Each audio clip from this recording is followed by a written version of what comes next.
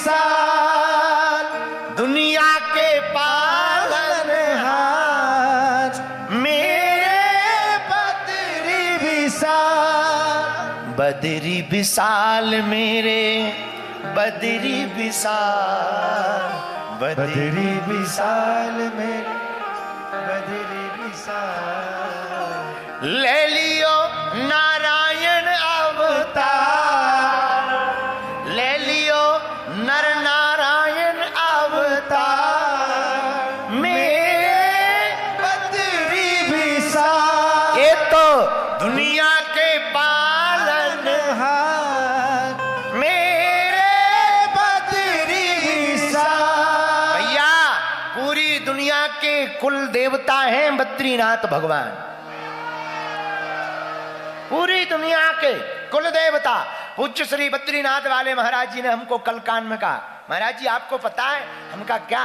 बोले ये जो बद्रीनाथ है ना, पूरी दुनिया में जितनी जातियां, समुदाय, कम्युनिटी, कल्चर जितने हैं उनके बाप हैं बद्री विशाल भगवान, उनके कुल देवता हैं बद्रीनाथ भगवान। सबके जिसको भी अपने कुल देवता के बारे में पता ना हो बद्रीनाथ भगवान को मान लो।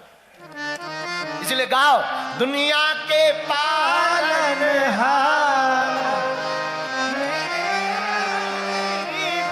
बोलो बोलो बोलो, दुनिया के पालनहार मेरे बद्री विशाल। बैठ जाओ, ये दुनिया के पालनहार है। इसलिए तो हमने कहा सद्गुरु वेद बचन विश्वासा, सद्गुरु वेद वचन विश्वासा। सद्गुरु की वाणी पर भरोसा वेद की दवा की तरह करना चाहिए। किसकी तरह? जैसे डॉक्टर की दवा रिएक्शन करेगी ये नहीं पूछते, हम कहते दवा दो हम ठीक हो जाएं, दवा पर भरोसा करके हम लोग खा लेते हैं। वैसे ही सद्गुरु और गुरु की वाणी को अपनी जिंदगी में प्राप्त करके उसको मान लेना चाहिए। और गुरु की वाणी पर भगवान को भी विचार करना पड़ता है। बोलो सीताराम। लेकिन एक बात है, कुतर्कियों को कोई स्थान नहीं। जिनके दिमाग में कुतर्क भरा उन्हें तो कुछ भी समझाना ही बेकार है। एक बार, अब हम ये नहीं कहेंगे कि वो उत्तराखंड की घटना है, लेकिन कह देते हैं। यहाँ पर हमारे महाराज जी के प्रिय मित्र भी बैठे हैं, उनको बड़ा बुरा लगेगा, पर कोई बात नहीं। एक बार की बात है कि एक उत्तराखंड का चंगीलाल हमें फंस गया, गढ़वाल का, यहीं रहने वाला देवभूमि उत्तराखंड का एक चंगीलाल हमें फंस गया। हम दीपक लेकर के शंकर जी के मंदिर में जा रहे थे, हम छोटे ही थे। कहां जा रहे पंडित जी? हमने कहा भगवान शंकर जी को दीपक रखने जा रहे हैं। क्या होगा उससे? हम कहा होगा कुछ नहीं, ये तो हमें पता नहीं, हमारे पिताजी रखते रहे, दादाजी रखते रहे, परंपरा है। बोले तुम्हारे पिताजी दादाजी भूल करते रहे तो क्या तुम भी करोगे? हम कहा नहीं नहीं नहीं ऐसा नहीं है, वो तो दीपक रखने की परंपरा है, प्रकाश है, रखना चाहिए, क्या बुराई है। अरे छोड़ो, बेफिजूली की बात है। एक बात बताओ, ये जो दीपक में रोशनी है, ज्योति, ये कहां से आई? हमने कहा अगर हमने कह दिया माचिस की तीली से तो ये कहेगा तीली में कहां से आई, बात बढ़कर के पुराण बन जाएगी। तो बोले बताओ बताओ बताओ, ये जो दीपक में ज्योति है ये कहां से आई? हमने लिया और फूंक दिया, दीपक बुझ गया। बोले ये क्या है? हम कहा ये बताओ गई कहां? ये बताओ गई कहां? बोले बोले बोले गई का हमें पता नहीं है। हम कहा गई का तुम्हें पता नहीं, आई का हमें पता नहीं, काहे को प्राण खा रहे हो? तुम अपने घर जाओ, हमें दीपक रख लेने दो, पूजा कर लेने दो। तो जो कुतर्की होते हैं उन्हें समझाना बड़ा कठिन। अच्छा, अज्ञानी को समझाना सरल है, ज्ञानी को समझाना सरल है, अहंकारी को समझाना कठिन है। कोई ज्ञानी हो समझा सकते हैं, भाई ये साइंस है, ये विज्ञान है, ये ज्ञान है, ये पराविज्ञान है, ये परकाया प्रवेश है, ये नेगेटिविटी है, ये पॉजिटिविटी है, ये सकारात्मक है, ये नकारात्मक है, ये ऊर्जा है, ये प्रकाश है, ये यंत्र है, ये मंत्र है, ये तंत्र है। समझाना सरल है ज्ञानी को, अज्ञानी को उसको भी समझाना सरल है। भैया ये भगवान है, लेकिन जो अहंकारी है उसे समझाना बड़ा कठिन, क्योंकि वो ज्ञानी होता नहीं, अज्ञानी अपने आप को मानता नहीं। वो ज्ञानी होता नहीं है, अज्ञानी मानता नहीं है। ऐसे आदमी को समझाना बड़ा कठिन। कोई सो रहा हो तो जगाना सरल, उठो उठो गुरुजी आए हैं बद्रीनाथ वाले, हाँ हाँ हाँ कहाँ है बोला। अच्छा कोई जग रहा हो उसे बताना सरल है, नेपाल वाले गुरुजी आए उठो, कहाँ है। लेकिन कोई सोने का नाटक कर रहा हो, सोया हो पर आंख बंद किए हो और जग रहा हो, उसको जगाना बड़ा कठिन।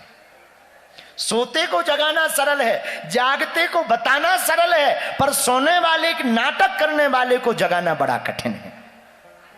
इसलिए जितने लोग यहां बैठे हम तुम्हें कह दें, गुरु के वचनों को उतना उस प्रकार नहीं मानना कि गुरु की वाणी हो गई तो ठीक, नहीं नहीं, गुरु ने कह दिया तो हो करके रहेगा। सबरी से उनके गुरुदेव मतंग ने कहा था राम आएंगे, तो राम को आना पड़ा। पूज्य हमारे पीछे हमारे बुंदेलखंड क्षेत्र के बहुत अच्छे कथाकार परम पूज्य श्री मृदुल बिहारी महाराज जी विराजमान है। बहुत अद्भुत विभूति हैं, ये भी कथाकार है। महाराज जी आप विराजमान हैं, बहुत विद्वान है। लेकिन हम एक प्रार्थना और करें। लोग कहते हैं कि राम कैकई के कारण बन गए। कैकई ने मांगा भी, तापस वेश विशेष उदासी 14 वर्ष राम वनवासी। लोग कहते राम कैकई के कारण बन गए। हमारा मानना है कि राम बन गए तो राम बन गए।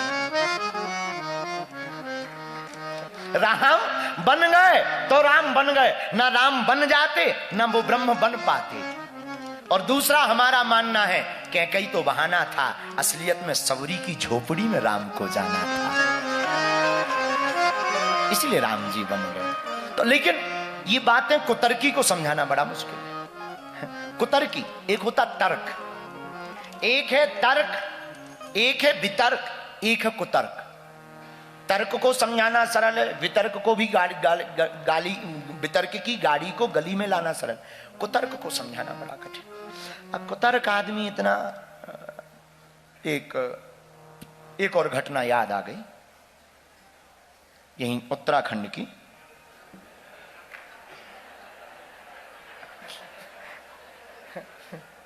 हरे देहरादून के, थोड़ा नीचे उतर लेते हैं क्योंकि वहाँ राजनेता भी रहते हैं, उनको भी लगना चाहिए कि उनकी बात हो रही है। हम एक बार बहुत पुराने जमाने में, जैसा महाराज जी बता रहे थे, पूर्व जन्म में देहरादून गए। अब जाना ही पड़ता था, वहीं से आना पड़ता था। एक कोल्हू का, आप लोगों ने सुना होगा, कोल्हू का बैल चलता था पहले, उसमें से तेल पिरोया जाता था, तेल निकलता था। बैल को बांध दिया, एक आदमी पीछे से लकड़ी लेके, चल भाई चल, वो गोल गोल घूमता था, राउंड लेता था, तब तेल निकलता था। एक हम देहरादून गए, घटना घटी। चंगीलाल नाम का एक साहूकार अपने दरवाजे पे बैठा था। हमने कहा क्या काम है, क्या करते हो? बोले कोल्हू है हमारे पास, तेल बेचने का काम करते हैं। हमने कहा कितने लोग काम करते? बोले अकेले।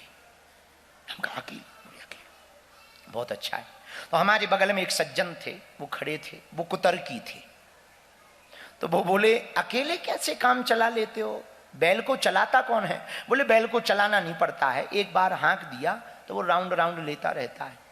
तो बोले फिर क्या करते? बोले हम फिर बाहर आके बैठ जाते, अपना तेल बेचते रहते। तो बोले बैल को पता नहीं लगता कि कोई पीछे नहीं है तो बंद नहीं हो जाता? बोले हम बैल की आंखों पे पट्टी बांध देते हैं, उसे पता ही नहीं लगता कि कोई है भी कि नहीं।